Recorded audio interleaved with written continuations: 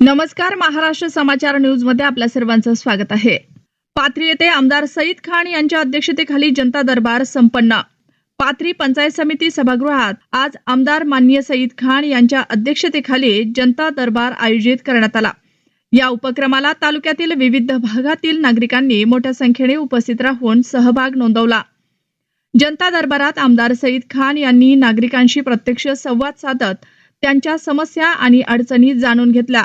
वीज, घरकुल, आरोग्य, शिक्षण, शासकीय योजनांचा लाभ तसेच इतर प्रशासकीय विषयांवरील प्रत्येक निवेदन त्यांनी गांभीर्याने ऐकून घेतलं।